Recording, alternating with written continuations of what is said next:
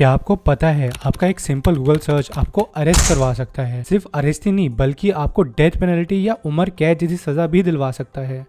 Google ये exact चीज बनाना चाहता था चाइना में। आज की वीडियो में हम गूगल के आज तक के सबसे कंट्रोवर्शियल प्रोजेक्ट ड्रैगन फ्लाई को एक्सपोज करेंगे, जो उठाता है टेक्निकल एथिक्स पर काफी सारे सवाल और शुरू करता है एक बहुत बड़ा गूगल वर्कर्स का इंटरनल प्रोटेस्ट। गूगल की शुरुआत साल 1998 में लैरी पेज और सर्जी ब्रिन ने करी थी और इनका मिशन ये था कि दुनिया भर की इन्फॉर्मेशन हर किसी तक पहुंच पाए और हर कोई उस इन्फॉर्मेशन को यूज कर पाए।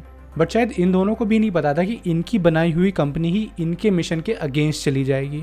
2018 में गूगल का ईयरली रेवेन्यू $300 बिलियन से भी ज़्यादा था, जो इसको वर्ल्ड की टॉप 5 सबसे बड़ी कंपनीज में शामिल कर देता है। बट मार्केट में इतना अच्छा परफॉर्म करने के बावजूद गूगल को प्रोजेक्ट ड्रैगन फ्लाई जैसी टेक्नोलॉजी का ख्याल क्यों आया, ये समझने के लिए पहले हमें गूगल का बिजनेस मॉडल समझना पड़ेगा। 2023 में गूगल की पेरेंट कंपनी अल्फाबेट ने अपना 80% रेवेन्यू गूगल एड्स से कमाया। पूरा ब्रेकडाउन आपको अपनी स्क्रीन पे दिख रहा होगा, जिसमें से around 80% Google ads and 10% YouTube से आया था। तो ये बात तो क्लियर है कि 90% से भी ज़्यादा गूगल का रेवेन्यू एडवर्टाइजिंग से आता है। गूगल के ऊपर डेटा कलेक्शन और प्राइवेसी वायलेशन जैसे आरोप हमेशा से लगते रहे हैं। मैंने अपनी एक वीडियो में इसके बारे में डिटेल में बात करी है, so if you are interested आप इस वीडियो को देख सकते हो। Coming back to the video, 2017 में गूगल ने अपना एक सीक्रेट प्रोजेक्ट स्टार्ट करा। इस प्रोजेक्ट का कोई स्पेसिफिक नेम नहीं था, तो इसका एक कोड नेम रख दिया गया और वो कोड नेम था प्रोजेक्ट ड्रैगन फ्लाई। और इस प्रोजेक्ट का गोल ये था कि चाइना के लिए एक सेंसर्ड सर्च इंजन बनाया जाए जो चाइनीज गवर्नमेंट की सारी पॉलिसीज फुलफिल कर सके। अगर आपको नहीं पता, चाइना में इंडिया या और किसी वेस्टर्न कंट्री जैसी डेमोक्रेसी एग्जिस्ट नहीं करती है। The country is governed bye Chinese communist party और उनका कंट्रोल सिर्फ पॉलिटिक्स में नहीं बल्कि आम सिविलियंस की सोशल लाइफ पे भी है। मतलब चाइना के एक आम नागरिक की लाइफ में होने वाली छोटी सी छोटी चीज कंट्रोल और मॉनिटर करी जाती है चाइनीज गवर्नमेंट के through. The great firewall China का अपना खुद का एक इंटरनेट सेंसरशिप और सर्वेलेंस सिस्टम है। इसकी मदद से चाइनीज गवर्नमेंट चाइना के बाहर की वेबसाइट्स को ब्लॉक कर सकती है और कंटेंट को भी फिल्टर कर सकती है। इसके अलावा चाइनीज गवर्नमेंट का ये रूल है कि उनके सारे सिटीजन्स का डेटा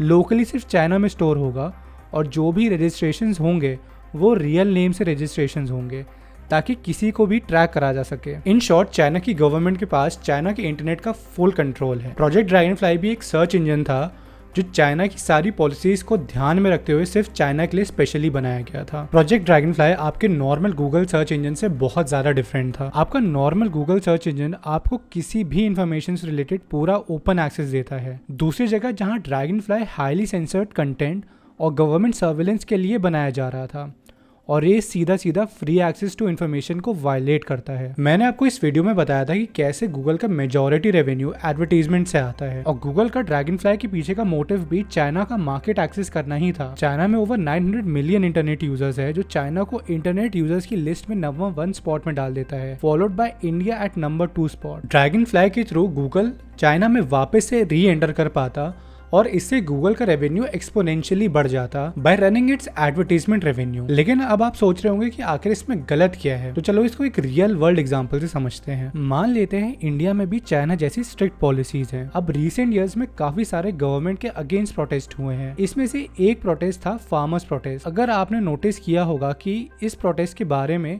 इंडिया क्या इवन बाहर के सेलिब्रिटीज भी डिस्कस कर पा रहे थे और ये पॉसिबल हो पाया था मीडिया और इंटरनेट की वजह से। बट क्या होता अगर चाइना जैसे इंडिया में भी स्ट्रिक्ट इंटरनेट लॉज होते? शायद आपको इस पूरे प्रोटेस्ट के बारे में कभी पता ही नहीं चल पाता। इस पूरे फार्मर्स प्रोटेस्ट की स्टोरी शायद कभी इंडिया के इतिहास में मेंशन ही ना होती और जो क्रिएटर्स क्लियरली इंडियन गवर्नमेंट को डिक्टेटर बोलते हैं, उनकी वीडियो कभी हमको दिखती नहीं और शायद वो अभी अरेस्ट भी हो चुके होते। प्रोजेक्ट ड्रैगन फ्लाई भी एग्जैक्टली यही करना चाहता था। इतनी सेंसरशिप के बाद चाइनीज गवर्नमेंट की इमेज हमेशा चाइनीज लोगों के दिमाग में अच्छी ही बनी रहेगी और चाइना की गवर्नमेंट अपने गलत काम करते रहेगी। इसके ऊपर से भी क्योंकि सबके कॉन्टैक्ट डिटेल्स उनके अकाउंट से लिंक्ड है, तो उनको ट्रैक करना और उनको मॉनिटर करना बहुत आसान हो जाता है। तो चाह के भी अगर कोई एक्टिविस्ट चाइनीज गवर्नमेंट के अगेंस्ट आवाज उठाता है तो उसको अरेस्ट करने में चाइनीज गवर्नमेंट को बिल्कुल भी दिक्कत नहीं होगी। इस प्रोजेक्ट की सबसे बड़ी दिक्कत ये थी कि यहाँ पे गूगल अपने डोंट बी इविल मोटो के खुद अगेंस्ट था। ये मोटो गूगल की बिजनेस प्रैक्टिसेस जिसमें वो किसी भी यूजर को हार्म नहीं करना चाहते हैं दर्शाता है। जो गूगल एम्प्लॉइज इस सीक्रेट प्रोजेक्ट पर काम कर रहे थे वो बिल्कुल भी इस प्रोजेक्ट के सपोर्ट में नहीं थे। इसकी वजह से इस टीम के एम्प्लॉइज ने इंटरनल प्रोटेस्ट स्टार्ट कर दिए। ये प्रोटेस्ट आगे जाके 1400 गूगल वर्कर्स में बदल जाता है जो एक ओपन लेटर साइन करते हैं demanding transparency and ethical oversight. बहुत से एम्प्लॉइज का ये मानना था कि प्रोजेक्ट ड्रैगनफ्लाई गूगल के कोर वैल्यू से एकदम अगेंस्ट था। नवंबर 2018 में बहुत बड़ी क्वांटिटी में गूगल एम्प्लॉइज ने रिजाइन करना स्टार्ट कर दिया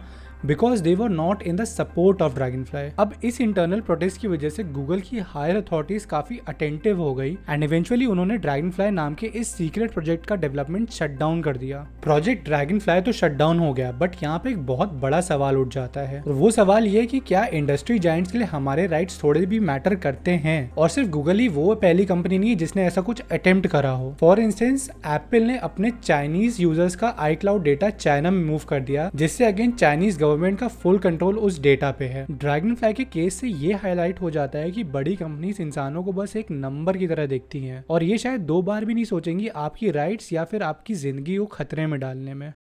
तो that was all for the video guys. अगर आपको ये वीडियो अच्छी लगी हो तो इस वीडियो को लाइक करना, अगर इस चैनल पे नए हो तो सब्सक्राइब जरूर करना और कमेंट में ये ज़रूर बताना कि अगली वीडियो आपको कौन से टॉपिक पे चाहिए।